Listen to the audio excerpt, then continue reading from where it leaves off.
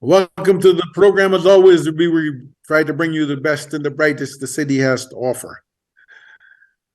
Now, sometimes there's so much competition for best and brightest, we have to pick the best of the best. Today, I believe we have done so.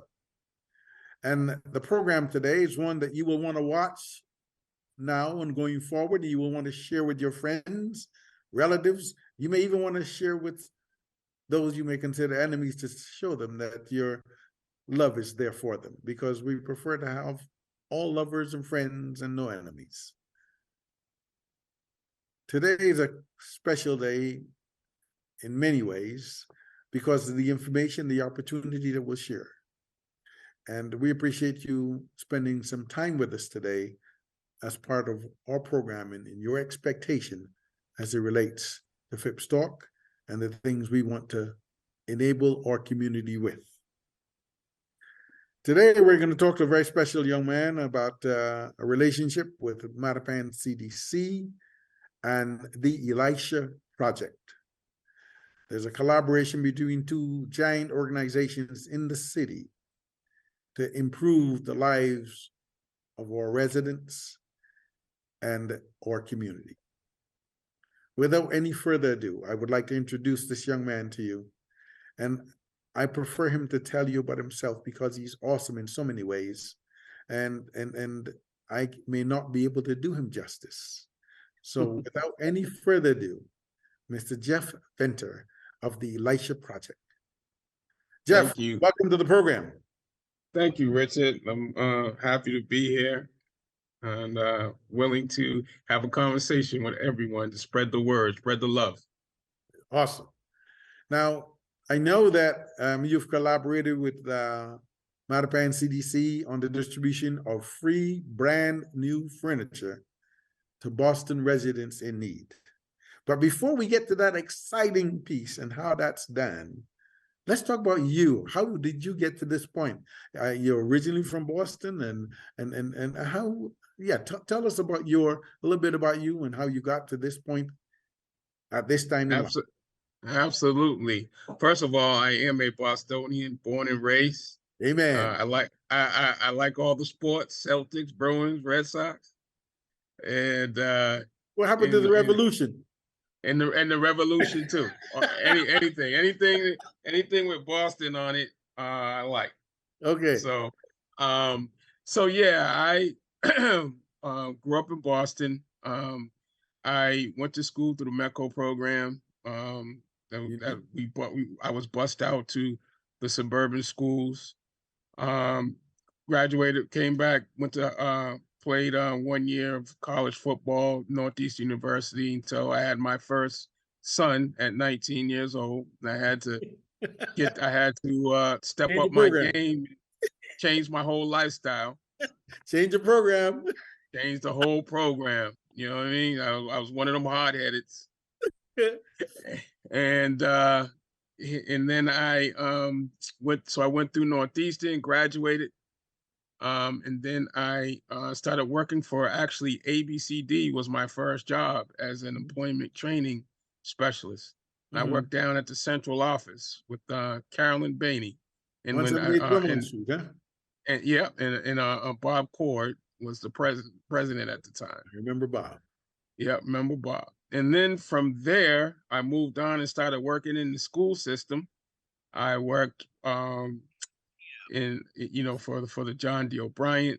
I became the head high school football coach in the city at the O'Brien. And my whole thing was to bring what I learned out there in the suburbs and bring it to Boston, because Boston was limited in resources as far as education, as far as sports. Not getting the proper uniforms, and just wasn't fair for our kids. So I went on a campaign, and we raised money as a team, got the kids brand new uniforms, started a study hall program, and was all about education, having our kids, graduate and get over a C minus and have aspirations to play college football, or not even that, just get into college and go to school and graduate. And that was the whole program that I was able to build after John D. O'Brien. From there, I felt as though there was a bigger calling, a bigger need, and I started um, a nonprofit organization called Student Athletes Rising. And that was to basically um, combined competition in the classroom with basketball. So we had our kids competing in the classroom and then going out and competing on the court, um, playing games in the classroom and then taking the points and adding it to the game. And it helped the kids compete. They were competing in the classroom just like they were competing on the court, which was amazing. Wow. Wow. And then here we go. My first contact with the Elijah Project began. I remember sitting in a room in Newton at forget what school it was. And I first met the founder of George. It was a meeting to discuss and to talk about our nonprofits.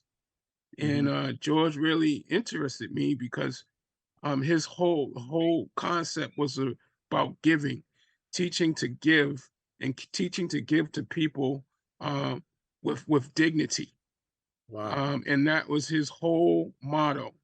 And from there, I fell in love with the Elijah Project, and I started connecting my organization to the kids, and I called it community service because it was more than education, it was more than sports, it was also giving back and serving our community. And that's where the Elijah Project and the founder, George Ortiz, came in to my life. So we came together and we ran some events, which are called, we ran a share market, which was teaching our kids to how to give back. And what that was simple. Was Wow. we would make food, we'd pack lunches, whether it being, I remember the time we went up to Mission Hill and we created, we was at the Tobin Community Center and we made meatball subs Mhm. and we put them in a bag. We also collected toys. This was during the Christmas time, toys, and we made gifts. And we went out to the Mission Hill community and we knocked on doors and we started giving out, passing out food Wow. and gifts. And the feeling that I had to see the smiles on our kids' face when they were just giving back, just Wow. handing it, just that exchange to the people that was at home. Um, it was I the rush of just feeling blessed and just happy and it was just a combination of feeling that I'll never forget and I've never have. And this was 12. This started 12 years ago. Um, and then from there, uh, every year we would combine forces with Student Athletes Rising in Elijah, and we do that. We'd run a program with my kids. I put it into my program, um, and it was just an amazing run for all those years. We're gonna Um, we're gonna sort of dig into this a lot more because Jeff, I've known you for a little bit now as a mover and a shaker and an innovator. But some of the things you're telling me about is just eye opening. It's just jaw dropping in terms of I don't like talking about myself too much. I just go out there and do, man. I serve my community. Listen, So it's been so good. I'm gonna pause for a minute so the team can do a public announcement, a PSA as they call it, public service announcement. absolutely. And we're going to come back and continue this discussion because it's eye opening for me. So we'll be right back. 2 and 2. We'll be right back at you. Hey, boss. Okay. Yeah, I'm good. You sure? I said I'm fine.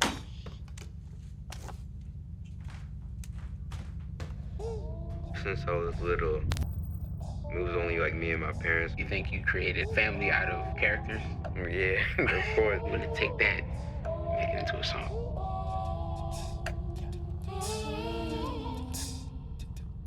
Put me to bed, see you in the morning. With the frosted Superman, but it wasn't on it. And we lost it. In my head, in my head, in my head. Where you at? Where you at? On the way out. In my head, in my head, in my head. Hey, son. Hey, Pop. You can talk to me. It's been really, really hard for me.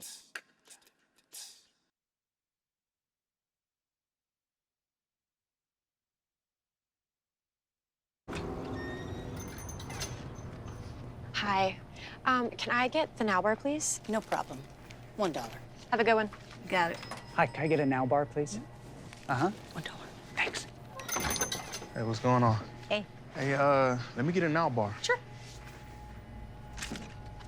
$1. Appreciate you. You got it. How's it going? Can I get a now bar?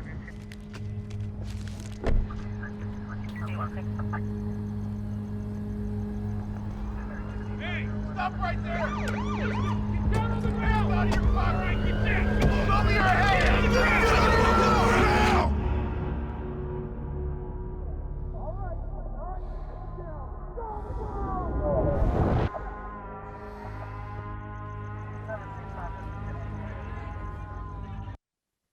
Certainly, we appreciate your spending some time with us and staying with us through this program because it has significant benefit for you, your family, and those you know. As a matter of fact, the program is being brought to you in part by CFS Realty and Management, a Boston organization serving the community for many years. Now, Jeff, let's get back to this discussion. Yes. Now, I did not realize a number of things, and I want to sort of back up a little bit to just highlight the person you are in terms of a vision, and you know, starting a family at 19 years old is challenging for anyone because we're just coming into our own, right? And Yeah. as a college athlete playing football, yeah, all the there's a lot of fanfare, lots of excitement for the guys. All the the girls want to hang out with the guys. For the girls, the guys want to hang out with the girls. I mean, the girls want to hang out with the guys, and it's a lot of excitement, a lot of head conflict at that time. Absolutely. I want to touch that for a minute and ask you what sort of information, and this is probably within the Elijah cover because it's about giving, it's about understanding, it's about relationships. So I want to ask you, as part of that process, what sort of advice before we continue with the story would you give to individuals in that space, 18, 19, with everything raging and running and all the opportunities? What sort of advice would you share with somebody in your position now as an afterthought about backing up for a little bit and figuring out how to put the pieces in place and how to be able to play the game successfully moving forward?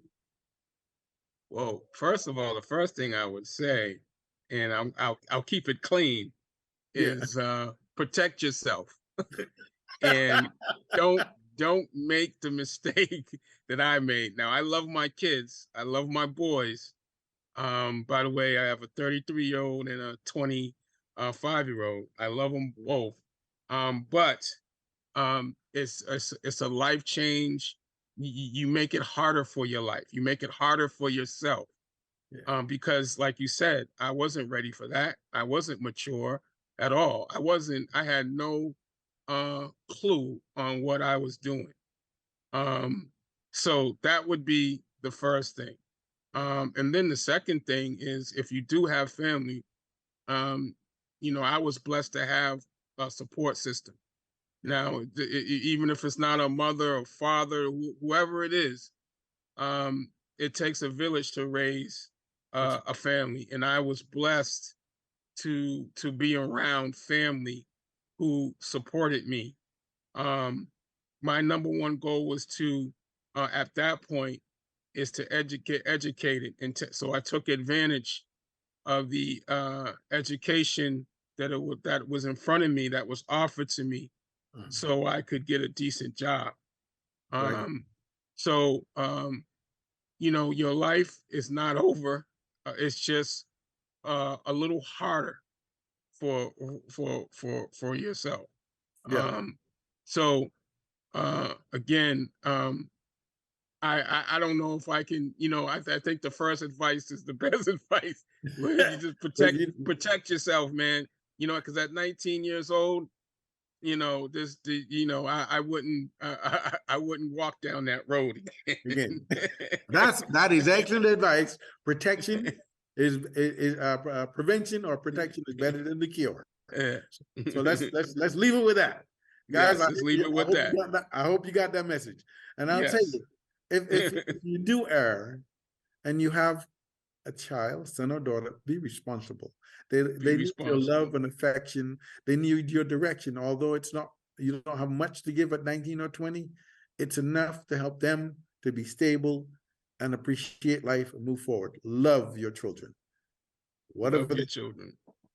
And I'll put it out there. I have 8 daughters and I had 2 sons. I have 1 left, but you know, I lost 1. But the bottom line is, love is what has kept us together as a family. I love my daughters; they know I love them. So just love your family. It's all you got. Absolutely. Okay. Now getting back to how we help families and your course. The other thing I heard you say was education.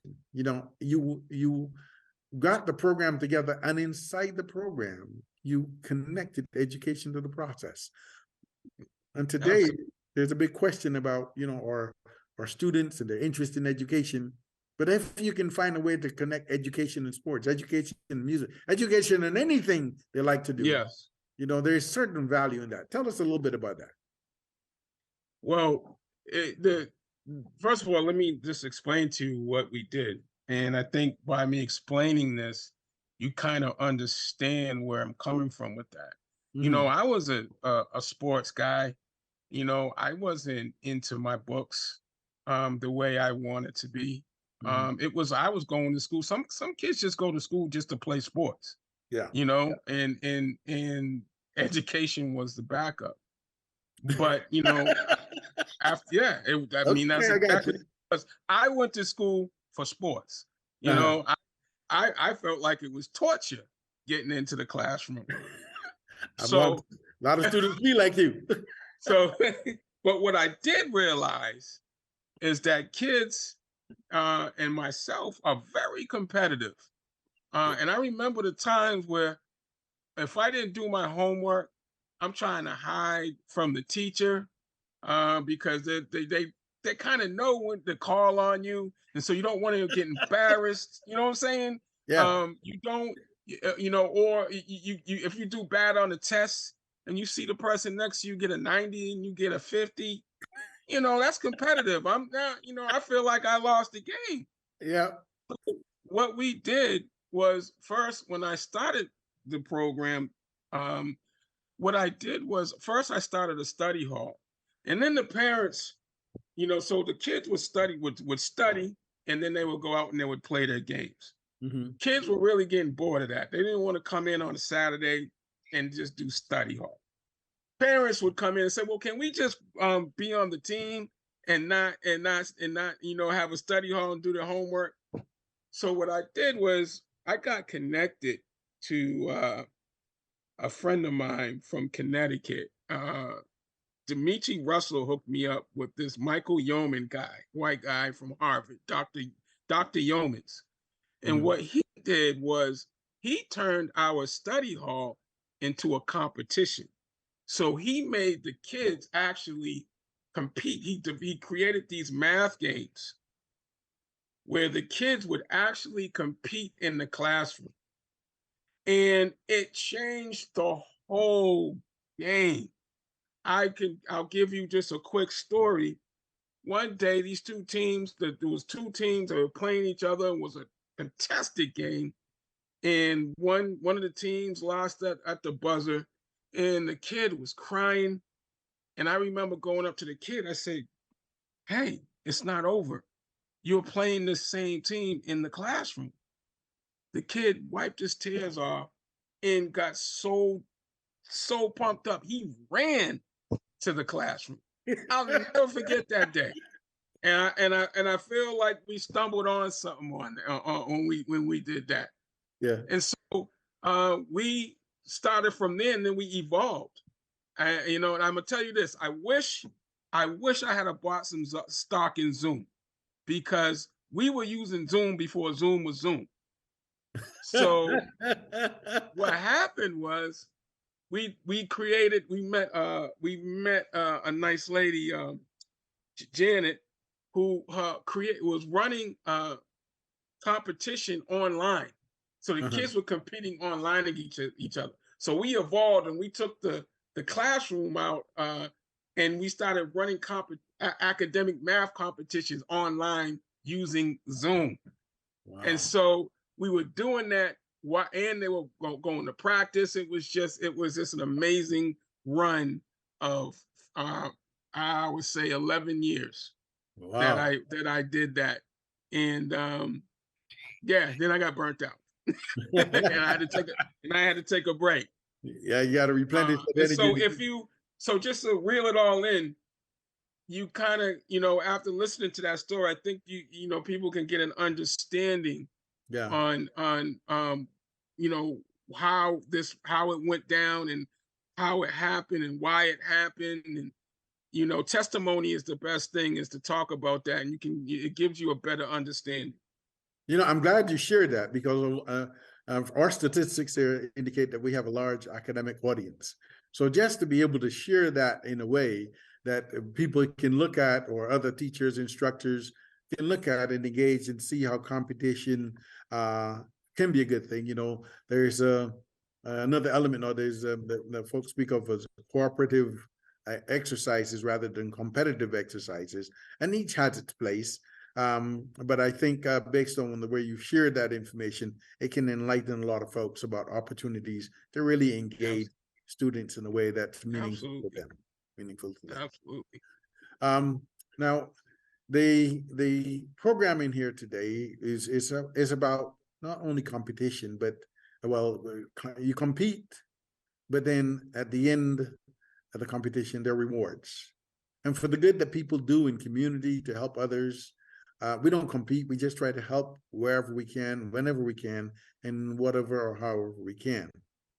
And I know that the Elisha Project, in collaboration with the Mattapan Community Development Corporation, is about to do some awesome things in the community.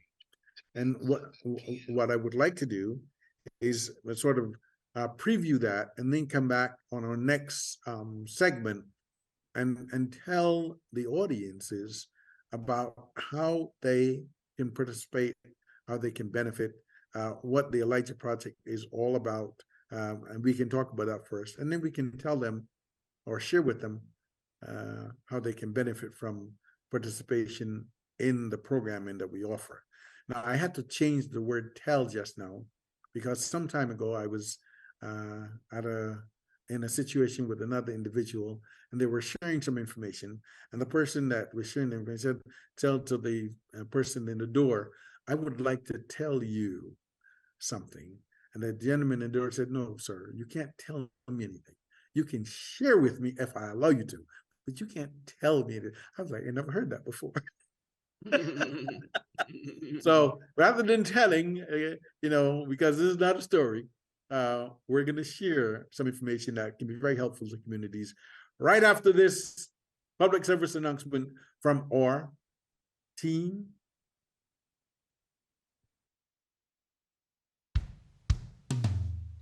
Hey world, I have a quick message. It's about safe driving. All right, let's go.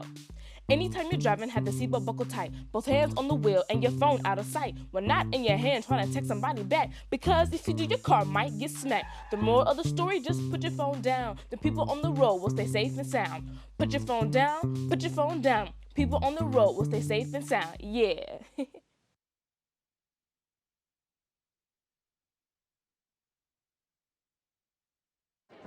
The black truck? Hey, Christina from accounting. Yeah, hi. Hey, I used to date a girl named Christina. Oh, really? Yeah, and then she dumped me for my best friend. You want to see some photos of them that I took? I don't. I thought we talked about this, buddy. Buzzed and overshared again? Yeah. Yeah. I'm gonna call a car. That's a smart idea. So yeah, I know, that's why I did it. Hey, you're gonna get back to the top of the mountain. Does that mean I'm gonna get back with Christina? No. Oh. No.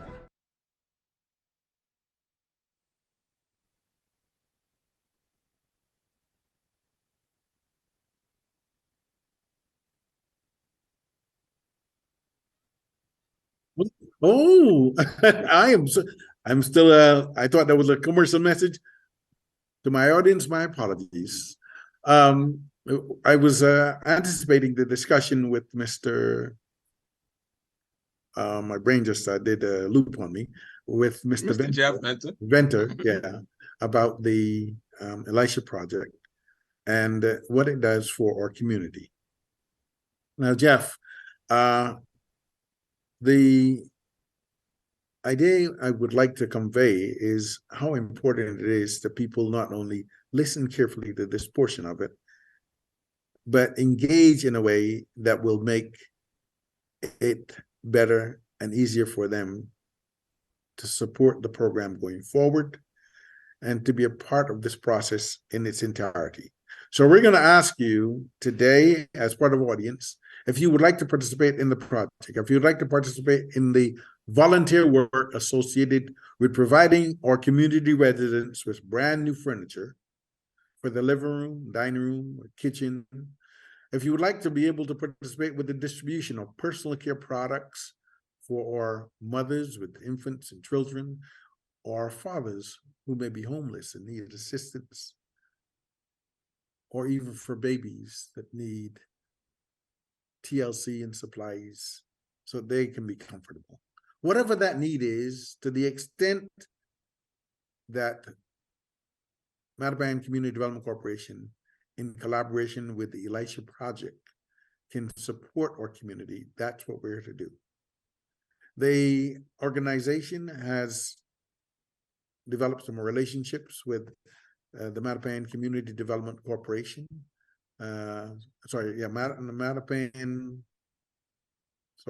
Mattapan Community Center, Holy Spirit Church, and a couple other organizations, Urban Sites, Housing and Economic Development Corporation. All of these entities are in the collaboration pact that seek to serve our New England residents wherever we can touch, to the extent we can do so, with products that help them to lead more stable and comfortable lives. And that is why Mr. Venter is with us today, to talk about what the Elisha Project can do through the collaboration it has developed with the organizations we just mentioned, specifically Mattapan Community Development Corporation and Urban Sites, Housing and Economic Development Corporation. The difference being Mattapan Community Development Corporation serves the Mattapan community. Urban Sites, Housing and Economic Development Corporation can serve any city USA, but we're focused immediately on the Northeast. More specifically, the Mass, Rhode Island area. But I'm sure that the Elisha Project anticipate expansion based on the wonderful work that they do. Jeff, can you tell us a little bit more about the Elisha Project, as you are their spokesperson for the Northeast? Absolutely. I'm actually in charge of bringing the Elisha Project to Boston. We've been operating for time in the Providence, Rhode Island area. We've been operating in Houston, Guatemala, Pakistan, as well as Florida. Boston is a place where we know we can do good. Boston, we know there's definitely a need. And like Richard mentioned, we started off with just food. From 2011, we started off with food, and we evolved into household goods, like Richard mentioned, and then furniture as well. That seems to be a part of your existence, that evolving process. Evolve. We move. We keep it moving. Grow, better. start and grow. And we grow better. And the more we can do to service our community, more of a blessing it is for all of us, because it's a blessing to me as well. It's nothing like be able to give back, to give to the community, and for us to help each other. And that's what it's all about. And that's what the Elijah project is all about as well. Okay. Now I want to sort of, just for clearance, some people may watch the program and reach the Elijah project, and however, you're better equipped to contact the Mattapan Community Development Corporation. Their website, mattapancdc.com, I believe it is, will be up and running shortly. As a matter of fact, slated to launch on May 1st, which is a few days away. But through Mattapan CDC website, you'll be able to get the requisition forms. You'll be able to reach out to others. You'll be able to register others who you think need help. And there's a system for everything. And we just want you to be able to move through the system safely and comfortably, in order to have your needs met as one of our community residents in the greater Boston or Rhode Island area, Providence area, greater Boston, Providence area. Nice. And you can certainly do that. Things are done online nowadays much more efficiently than they're done in other arenas. Now, Jeff, another question about the Elisha project. Now, as they do this good work, and in terms of helping communities, and most people say, how can you give new furniture? We're used to, hand-me-downs or recycle, or as one young lady said, pre-owned furniture. And there's nothing wrong with that if it meets your needs. Right. The program is intended to meet the needs of those in our community. But if you have other choices, other options, and you want to, certainly, the Elisha Project, in collaboration with the Mattapan Community Development Corporation, is here to be another resource in our community to help those who are in need. Now, Jeff, talk a little bit about, I know there's the access and the process. I know there's forms that have to be completed, but outside of the minutia, talk a little bit more about the overall concept and how it came to be that now you're able to bring furniture versus food, because you mentioned you started out with food. Well, when you're doing such a good job and you're making a name for yourself, and you're able to distribute over 1 million pounds of food since 2011, companies will take you seriously. Wow. And there's many companies out there who have furniture where at the end of the year they got to get rid of. That's proper protocol. Yeah. So they find organizations such as the Elijah Project to be able to give back to the communities. And they use the Elijah Project as the vehicle to be able to do that, because they trust us. They see the good work that we do, and we honor our word, so they can trust giving their furniture, so we'll just say furniture, to us to be able to give to the community. And hence, that's really as simple as what it is. And that's where we are today. And that's why we receive the new furniture. We have contracts with Costco, and Costco delivers to our warehouse, and we make a promise that we don't sell the furniture. We just ask for donations, and that's it. And once they give it to us, our job is to make connections to organizations in the community, to be able to distribute that.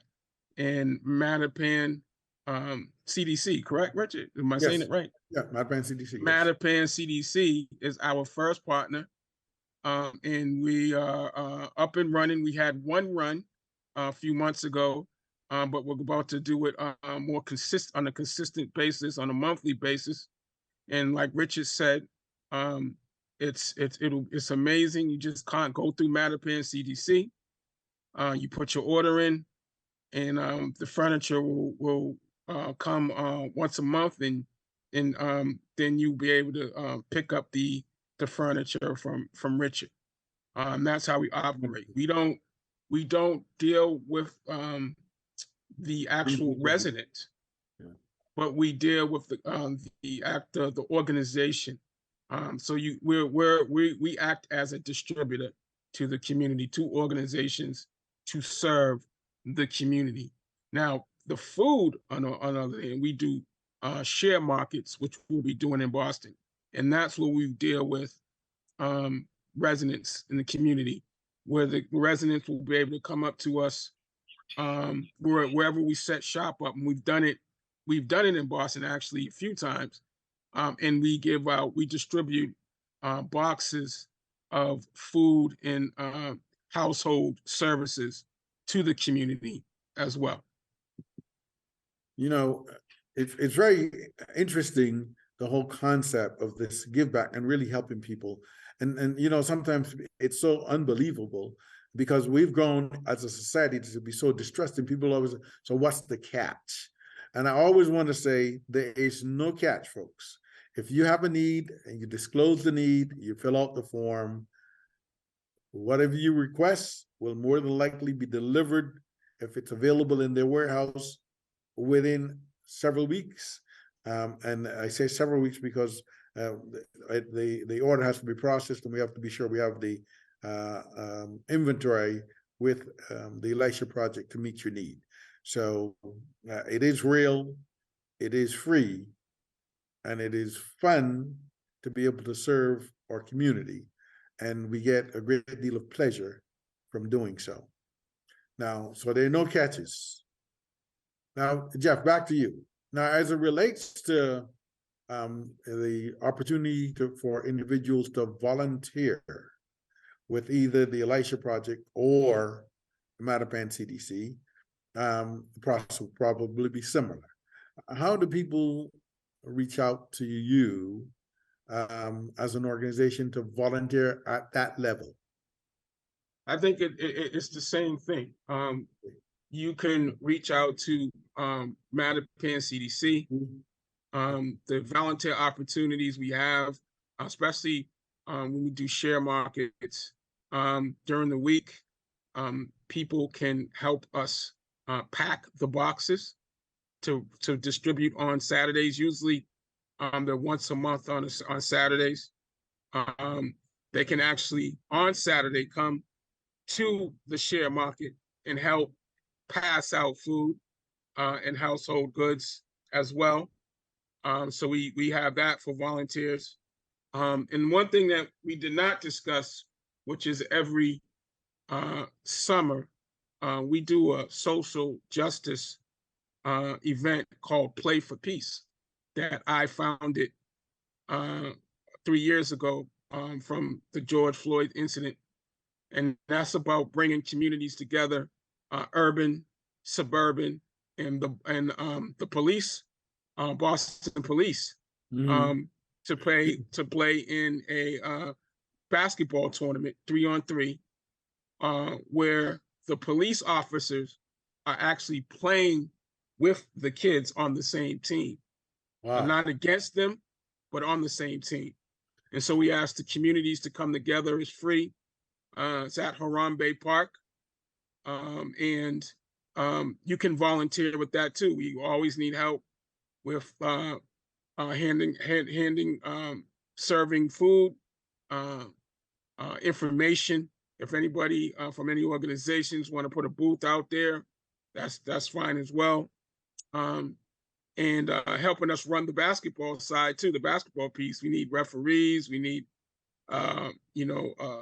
people to give out sneakers and all kind of stuff. So we need volunteers for that event as well. Need lots of hands on deck.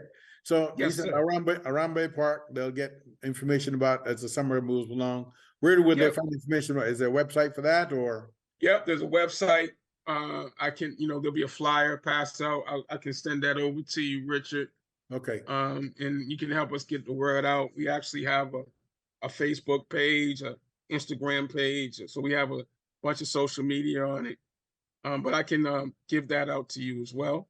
And you Okay. can help us spread the word. It's an amazing event. It's grown every year. And this year will even be bigger. Now, you said Play for Peace is the event. Play for Peace. Now, is that in a specific month? Is that June, July, August? I'm sorry. It's July. It's on a Saturday. I believe it's the 29th this year. And it's one day event. It's all day event. And it's bringing the communities together, like I said. And most of the Boston Police will be there. Okay. It's an amazing event. It was amazing last year. Guys, mark that date on your calendar. Lots of fun and Play for Peace with Jeff and his organization. And I'm sure we'll all have a great time at the event. You also mentioned another event that I would like to touch back on before we get to our final segment this today. There was another event. But before we get, we're going to share that in a minute. We're going to go to one more public service announcement from our team at the studio so we can keep our community safe. And over to you, my studio partners. What's more dangerous? A man who isn't afraid of death or one who's found everything to live for? I asked him if he was proud of me. He emphatically said yes, as he laid his pecan-colored head on my chest, and I went through my mind 1,000 times to figure out what that could possibly mean, and every single example ended in motivation for me. So you may not be afraid to die, but I'm more afraid to let them down. And I found something to live for, which is a dangerous motive forever fueled. See, your thoughts may be involuntary, but my actions are very calculated. I was a man with a plan, but now I'm a dad with a decree, and you can't take that from me. My sons ain't raised by no coward, and they won't be one either. If this be the measure of a man, the yardstick gonna need way more meters. I take it too far, so they never come up short, because I found everything to live for. STEM is the discipline of hard numbers, precise, no margin for error. Dare to forget that. Dare to have fun with it. Get weird with it. Dare to get messy, or just mess it up. Dare to program something internet-breaking, record-breaking. Dare to blow their minds. Dare to try.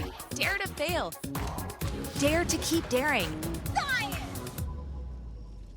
Dare to learn the difference between organic, sedimentary, and non-foliated metamorphic rock. Get outside, find those rocks. Dare to be homeroom famous, a high school fable. Dare to send those old STEM theories flying past the neighbor's house into outer space. And for the love of STEM, dare bigger.